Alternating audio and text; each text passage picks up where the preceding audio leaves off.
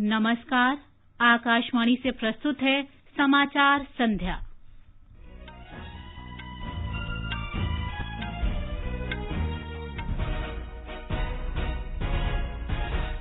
प्रधानमंत्री नरेंद्र मोदी ने कहा, आज का बजट लोगों, उद्योगों, निवेशकों और बुनियादी ढांचा क्षेत्र में सकारात्मक बदलाव लाएगा। उन्होंने कहा, गांव और किसान बजट के केंद्र बिंदु। वित्त मंत्री निर्मला सीतारामन ने पहला डिजिटल केंद्रीय बजट पेश किया। इसमें आत्मनिर्भर भारत पर विशेष जोर। पूंजीगत खर्च को बढ़ाकर 5,54,000 करोड़ रुपए करने का प्रावधान। बजट में स्वास्थ्य क्षेत्र के लिए 137% की वृद्धि के साथ 2,23,000 करोड़ रुपए से अधिक का प्रावधान किया गया। स्वास्थ्य सेवाओं में क्षमता विकास के वास्ते अगले 6 वर्षों के लिए प्रधानमंत्री आत्मनिर्भर स्वस्थ भारत योजना शुरू की जाएगी। अगले वित्त वर्ष के लिए कृषि ऋण लक्ष्य को बढ़ाकर 16.5 लाख करोड़ रुपए किया गया। रक्षा आधुनिकीकरण को ऐतिहासिक बढ़ावा देने के लिए पूंजीगत व्यय में लगभग 19% की बढ़ोतरी की गई।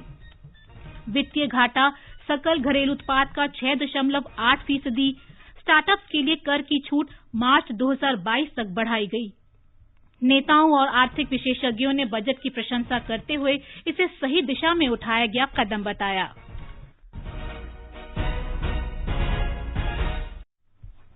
समाचार संध्या में रवि कपूर के साथ मैं प्रियंका अरोड़ा।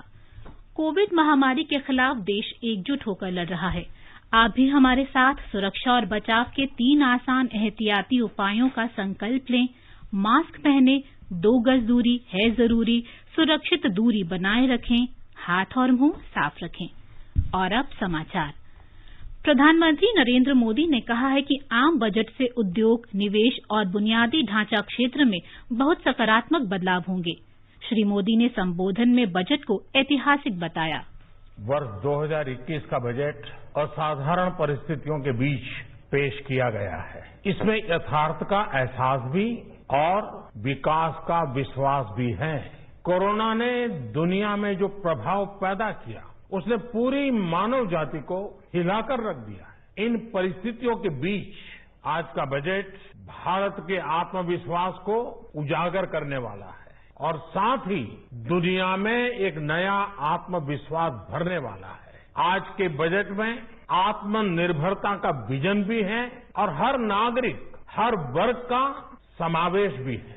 हम इस बजट में जिन सिद्धांतों को लेकर चले हैं वो हैं ग्रोथ के लिए नए अवसरों, नई संभावनाओं का विस्तार करना, युवाओं के लिए नए अवसरों का निर्माण करना, मानव संसाधन को एक नया आयाम देना, इंफ्रास्ट्रक्चर निर्माण के लिए नए नए क्षेत्रों को विकसित करना, आधुनिकता की तरफ आगे बढ़ना, नए सुधार लाना। साथियों, नियमों और प्रक्रियाओं को सरल बनाकर आम लोगों के जीवन में ईज ऑफ लिविंग को बढ़ाने पर इस बजट में जोर दिया गया है। ये बजट इंडिविजुअल्स, इन्वेस्टर्स, इंडस्ट्री और साथ ही इंफ्रास्ट्रक्चर सेक्टर में बहुत सकारात्मक बदलाव लाएगा। मैं इसके लिए देश की वित्त मंत्री निर्मला जी को और उनके साथी मंत्री अनुराग जी और उनकी टीम को बहुत बहुत बधाई देता हूं। साथियों, ऐसे बजट देखने को कम ही मिलते हैं जिसमें शुरू के 1-2 घंटों में ही इतने सकारात्मक रिस्पांस आए। कोरोना के चलते कई एक्सपर्ट्स ये मानकर चल रहे थे सरकार आम नागरिकों पर बोझ बढ़ाएगी, लेकिन फिस्कल सस्टेनेबिलिटी के प्रति अपने दायित्वों को ध्यान में रखते हुए सरकार ने बजट साइज बढ़ाने पर जोर दिया।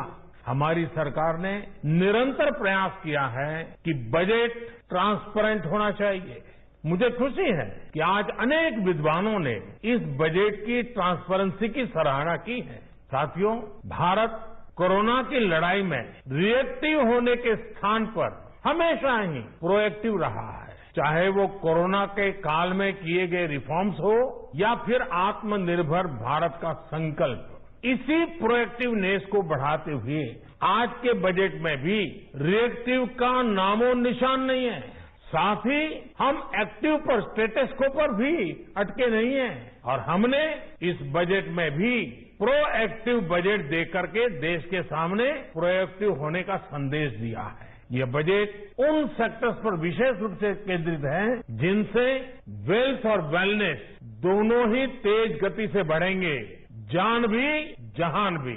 इसमें एमएसएमईज और इंफ्रास्ट्रक्चर पर विशेष रूप से जोर दिया गया है। इसी तरह ये बजट जिस तरह से हेल्थ केयर पर केंद्रित है वो भी अभूतपूर्व है।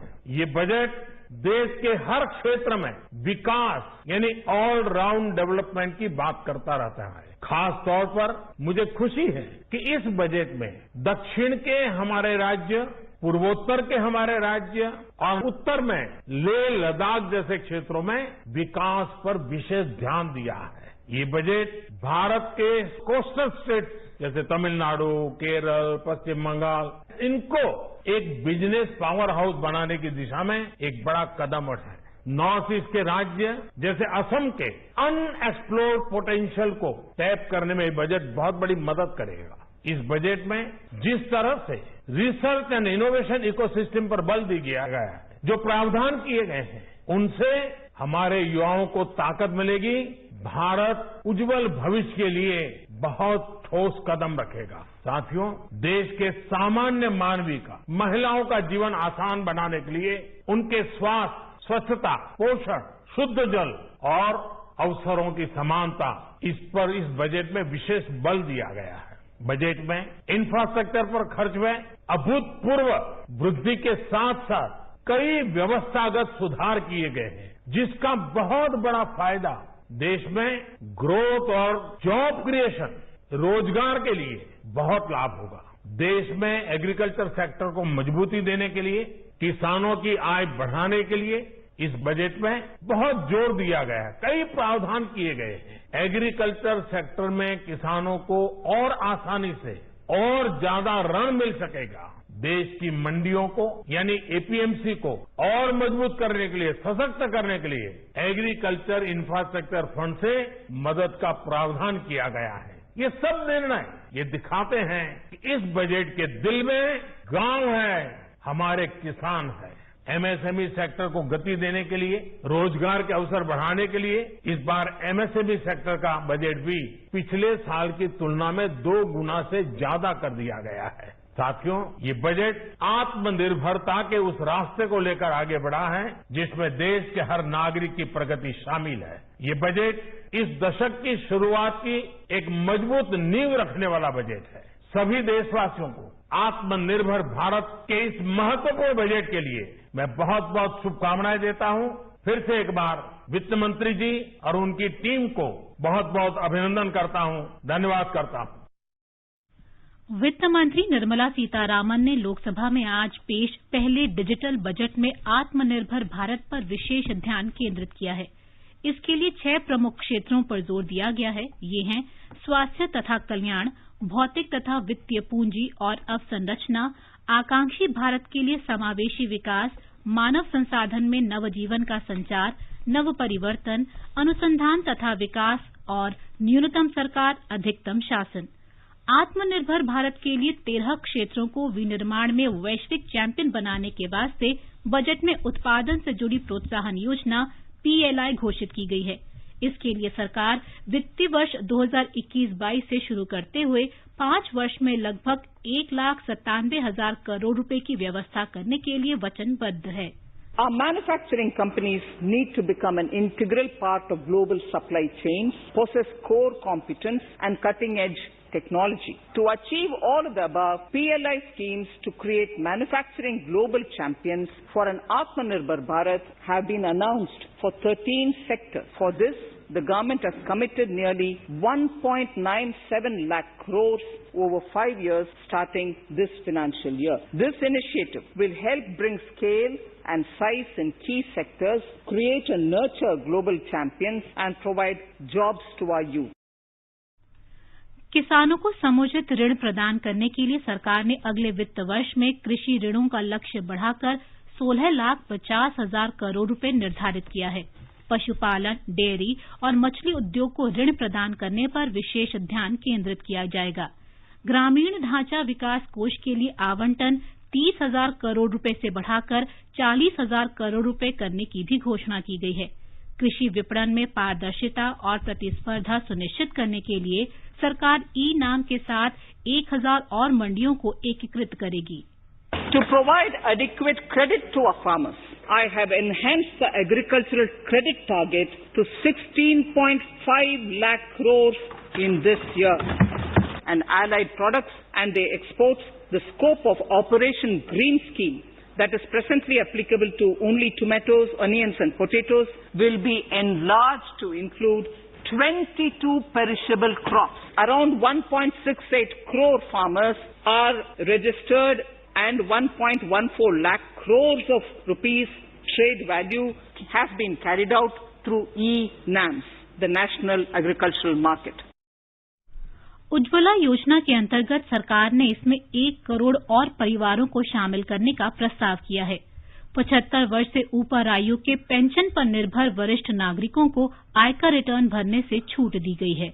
Relief to senior citizens. I begin my direct tax proposals by offering my pranam to our senior citizens. Many of them, despite having foregone several basic necessities of their own, have strived to build our nation. Now in the 75th year of independence of our country, when we continue our endeavor with renewed vigor, we shall reduce compliance burden on our senior citizens who are 75 years of age and above. For senior citizens who only have pension and interest income, I propose exemption from filing their income tax returns.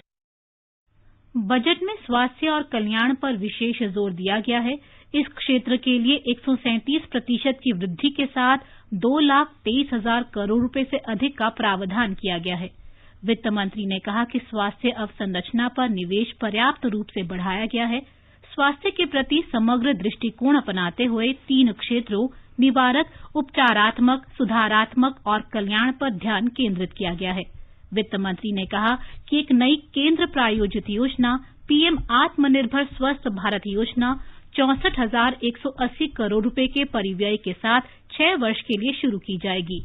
इस योजना के अंतर्गत 17,788 ग्रामीण और 11,000 से अधिक शहरी स्वास्थ्य और आरोग्य केंद्र खोले जाएंगे। देश में स्टार्टअप्स को प्रोत्साहन देने के लिए कर छूट के दावे की पात्रता एक और वर्ष 31 मार्च 2022 तक बढ़ाने का प्रस्ताव है। इसके अलावा स्टार्टअप्स में फंडिंग प्रोत्साहित करने के लिए इसमें निवेश के लिए पूंजी लाभ छूट को भी 1 वर्ष यानी 31 मार्च 2022 तक बढ़ाने की सिफारिश है। In order to incentivize startups in the country, I propose to extend the eligibility for claiming tax holiday for startups by 1 more year, till 31st March 2022. Further, in order to incentivize funding for the startup, I propose to extend the capital gains exemption for investment in startups by 1 more year, till 31st March 2022. सड़क और राजमार्ग ढांचे में बढ़ोतरी के लिए budget प्रस्तावों में नए आर्थिक कॉरिडोर बनाने की घोषणा की गई है। वित्त मंत्री ने कहा कि तमिलनाडु में 3,500 किलोमीटर के राष्ट्रीय राजमार्ग सहित कई राज्यों में नए राजमार्गों का निर्माण किया जाएगा। वित्त मंत्री ने कहा कि भारतीय रेलवे ने देश के लिए रेल योजना 2030 तैयार की है। बजट में 3 नई रेलवे परियोजनाएं प्रस्तावित की गई हैं।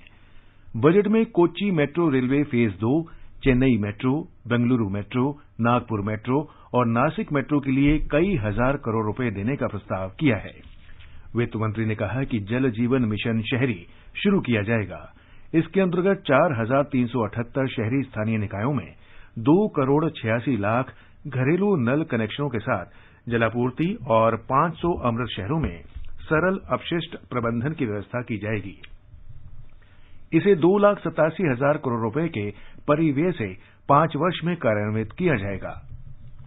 वित्त मंत्री ने कहा कि शहरी स्वच्छ भारत मिशन को 2021 से 2026 तक 1,41,678 करोड़ रुपए के कुल वित्तीय आवंटन से कार्यान्वित किया जाएगा। वित्त मंत्री ने वायु प्रदूषण की विकराल होती समस्या के समाधान के लिए 10 लाख से अधिक जनसंख्या वाले 42 शहरों के लिए 2,217 करोड़ रुपए की राशि मुहैया कराने का प्रस्ताव किया है।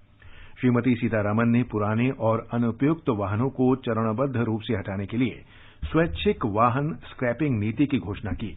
इसके अंतर्गत 20 वर्ष पुराने व्यक्तिगत और 15 वर्ष पुराने वाणिज्यिक वाहनों की ऑटोमेटेड फिटनेस केंद्रों में फिटनेस जांच करानी होगी। वित्त मंत्री ने कहा कि स्वदेश में निर्मित न्यूमोकॉल वैक्सीन को पूरे देश में दिया जाएगा। अब तक इसे केवल 5 राज्यों में दिया जा रहा है। इससे प्रतिवर्ष 50,000 से अधिक बच्चों की जान बचाई जा सकेगी। बजट में कोविड टीके के लिए 35,000 करोड़ रुपए प्रदान किए गए हैं। सरकार ने बीमा कंपनियों में प्रत्यक्ष विदेशी निवेश की सीमा 49% से बढ़ाकर 74% करने का प्रस्ताव किया है। सरकार ने सार्वजनिक क्षेत्र के बैंकों के पुनः पूंजीकरण के लिए 20,000 करोड़ रुपए प्रस्तावित किए हैं। सरकार भारतीय जीवन बीमा निगम का इनिशियल पब्लिक ऑफर आईपीओ भी लाएगी। प्रधानमंत्री ने नवंबर 2020 में तीसरे री इन्वेस्टमेंट कॉन्फ्रेंस में राष्ट्रीय हाइड्रोजन एनर्जी मिशन शुरू करने की घोषणा की थी। वित्त मंत्री ने 2021-2022 में हाइड्रोजन एनर्जी मिशन शुरू करने का प्रस्ताव किया है। इसके अंतर्गत ग्रीन पावर स्रोतों से हाइड्रोजन पैदा की जा सकेगी। पूंजीगत खर्च को तेजी से बढ़ाकर 5,54,000 करोड़ रुपए करने का प्रावधान भी किया गया है। वित्त मंत्री निर्मला सीतारामन ने कहा है कि बजट में वित्तीय क्षेत्रों में कई सुधारों का प्रस्ताव किया गया है। नई दिल्ली में संवाददाता सम्मेलन में उन्होंने बताया कि जीवन बीमा निगम के आईपीओ बीमा क्षेत्र को प्रत्यक्ष विदेशी निवेश के लिए खोलने और विनिवेश जारी रखने जैसे कई प्रगतिशील कदम उठाए गए हैं। श्रीमती सीतारामन ने कहा कि सरकार ने बैंकों की फंसी पूंजी की समस्या से निपटने की व्यवस्था का प्रावधान किया है। Equally important is the reform that we are bringing in the financial sectors. Disinvestment to continue, LIC to have IPO, insurance sector to have more in terms of opening up for 74% for FDI. These are very clearly progressive steps in financial sector. वित्त मंत्री ने कहा कि budget में कृषि क्षेत्र पर ध्यान केंद्रित करते हुए नाबार्ड के माध्यम से कृषि ऋण के आवंटन में वृद्धि की गई है। वित्त मंत्री ने कहा कि ढांचागत आवश्यकताओं के लिए निधि के वास्ते विकास वित्तीय संस्थान की स्थापना की जाएगी। ये अगले 3 से 5 वर्षों के दौरान लगभग 5 लाख करोड़ रुपए की राशि जुटाएगा। उन्होंने कहा कि भविष्य में निजी क्षेत्र की विकास वित्तीय संस्थाओं की स्थापना भी की जा सकती है। वित्त मंत्री ने कहा कि सरकार ने बार बार पूंजीगत व्यय की समीक्षा की है और ये सुनिश्चित किया है कि खर्च को प्रोत्साहित किया जाए और इसमें विलंब न किया जाए। उन्होंने कहा कि ये बजट ऐसे समय आया है जब अर्थव्यवस्था को बढ़ावा दिया जा रहा है। उन्होंने कहा कि यदि बुनियादी ढांचे पर अधिक खर्च किया जाए तो मांग में वृद्धि की जा सकती है। वित्त मंत्री ने कहा कि इस बजट की एक महत्वपूर्ण विशेषता ये है कि सरकार ने बुनियादी ढांचे, विशेषकर सड़कों, पुलों तथा बंदरगाहों के निर्माण और बिजली उत्पादन पर काफी व्यय किया है। श्रीमती सीतारामन ने कृषि कानूनों का जिक्र करते हुए कहा कि सरकार किसान संगठनों के साथ बातचीत के लिए हमेशा तैयार है। उन्होंने कहा कि कृषि मंडी इन कानूनों के बारे में किसानों के साथ हर मुद्दे पर चर्चा के लिए तैयार है। उन्होंने कहा कि सरकार का मानना है कि बातचीत से इस मुद्दे का समाधान किया जा सकता है। बजट में रक्षा खर्च 18.75% बढ़ाकर इसके आधुनिकीकरण की दिशा में एक और कदम बढ़ाया गया है। सैन्य बलों के आधुनिकीकरण और ढांचागत विकास से संबंधित पूंजीगत व्यय के लिए आवंटन में महत्वपूर्ण वृद्धि की गई है। रक्षा व्यय में पिछले 15 वर्षों में ये सबसे अधिक बढ़ोतरी है। रक्षा मंत्री राजनाथ सिंह ने रक्षा बजट को बढ़ाकर 4,78,000 करोड़ रुपए करने के लिए प्रधानमंत्री नरेंद्र मोदी और वित्त मंत्री निर्मला सीतारामन को धन्यवाद दिया। उन्होंने कहा कि बजट में आर्थिक सुधारों, रोजगार सृजन और बुनियादी ढांचा विकास पर विशेष बल दिया गया है। रक्षा मंत्री ने कहा कि ये बजट भारत को विकास और समृद्धि के नए युग में ले जाएगा। उन्होंने इस बात पर प्रसन्नता व्यक्त की कि बजट में 100 नए सैनिक स्कूल खोलने का प्रस्ताव किया गया है।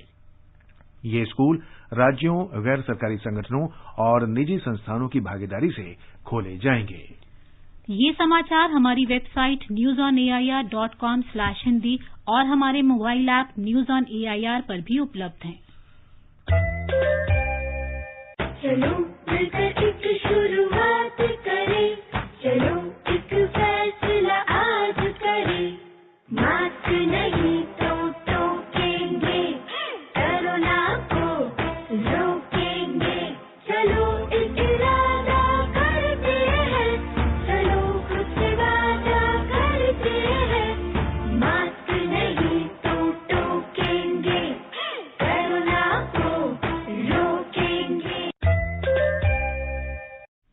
ये आकाशवाणी है।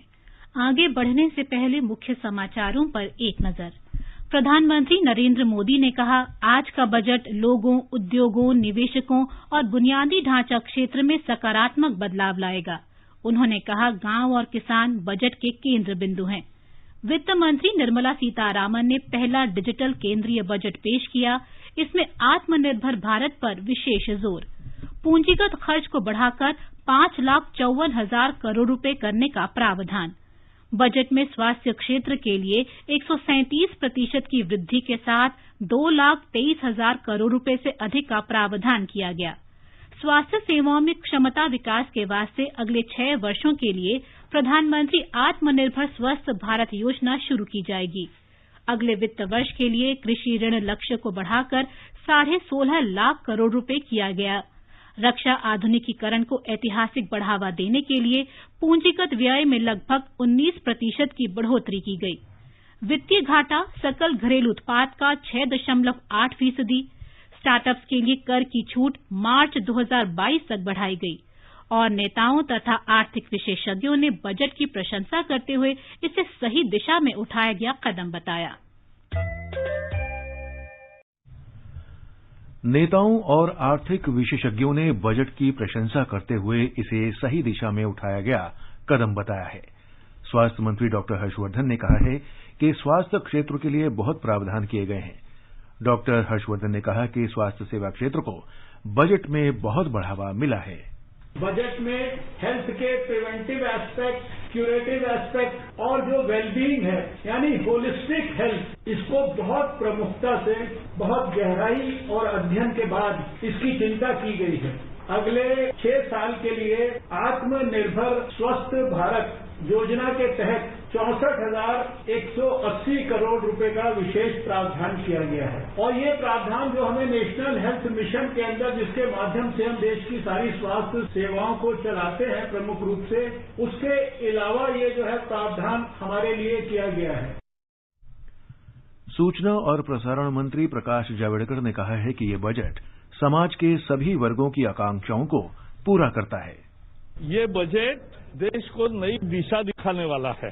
जिस तरह से रोड, पोर्ट, एयरपोर्ट, रेलवे, सब प्रकार के मूलभूत संरचनाओं को बहुत ज्यादा मात्रा में पैसा रखा है, उससे देश भी आगे बढ़ेगा और रोजगार भी बहुत मात्रा में पैदा होगा। किसानों के लिए सबसे ज्यादा काम मोदी सरकार ने किया है और एमएसपी भी दिया है, एपीएमसी भी रहेगी और बाकी सब लोगों को दाम मिल रहे हैं, वही मांग थी उनकी, और उनको किसान सम्मान निधि भी मिल रहा है।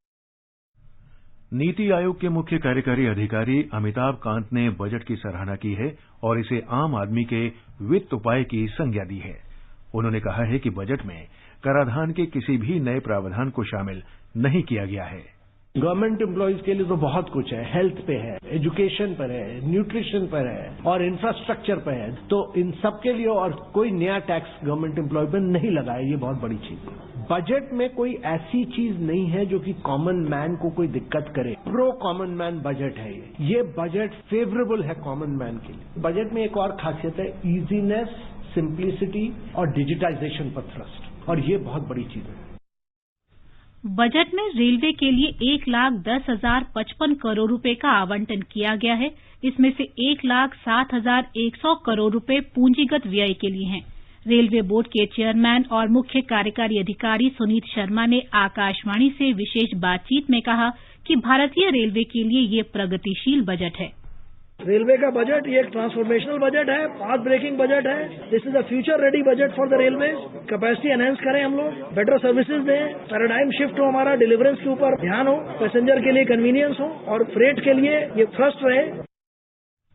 एसोचैम के अध्यक्ष विनीत अग्रवाल ने कहा है कि वित्त मंत्री निर्मला सीतारामन ने करदाताओं पर अधिक दबाव डाले बिना स्वास्थ्य सेवा, बुनियादी ढांचे पर पूंजीगत व्यय में तेजी से वृद्धि के साथ 6 प्रमुख स्तंभों के माध्यम से अर्थव्यवस्था को प्रोत्साहन देने के उपाय किए हैं।